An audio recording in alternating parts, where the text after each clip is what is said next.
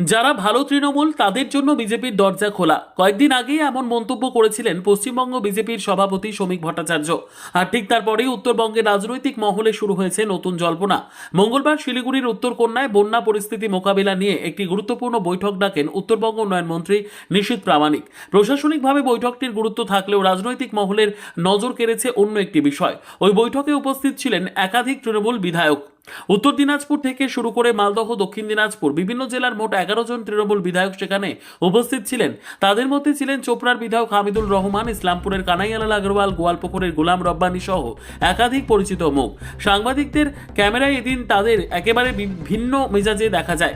বৈঠক শেষে সাংবাদিকদের মুখোমুখি হয়ে নিশীথ প্রামাণিক বলেন, কেউ যদি খোলা মনে এলাকার উন্নয়নের জন্য আমাদের কাছে আসে তাদের জন্য দরজা খোলা রয়েছে। এই মন্তব্য ঘিরে এখন রাজনৈতিক চর্চা তুঙ্গে, কারণ কয়েকদিন আগেই শ্রমিক ভট্টাচার্যের ভালো তৃণমূলদের জন্য দরজা খোলা মন্তব্য রাজনৈতিকভাবে যথেষ্ট তাৎপর্যপূর্ণ ছিল।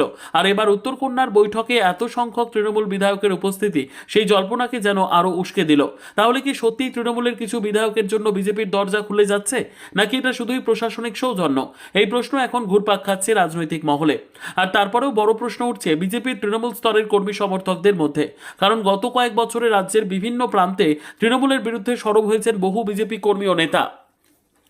রাজনৈতিক সংঘর্ষ, আন্দোলন, অভিযোগ সবকিছুর মধ্য দিয়ে তারা নিজেদের অবস্থান স্পষ্ট করেছেন। সেই পরিস্থিতিতে যদি আগামী দিনে তৃণমূলের একাংশ বিজেপির কাছাকাছি আসে, তাহলে কি পুরনো কর্মীদের আবারও পেছনের সারিতে বসতে হবে? রাজনীতিতে স্থায়ী বন্ধু বা শত্রু কেউ নয়, এই কথা বহুবার প্রমাণিত হয়েছে। কিন্তু মাটির স্তরে রাজনীতি করা কর্মীদের আবেগ, লড়াই আর ত্যাগ, সেই সমীকরণ কতটা বদলাবে সেটাই এখন দেখার। উত্তরকন্যার এই বৈঠক আপাত দৃষ্টিতে প্রশাসনিক হলেও তার রাজনৈতিক বার্তা কতদূর যায় এখন সেদিকেই নজর রাজ্য রাজনীতির।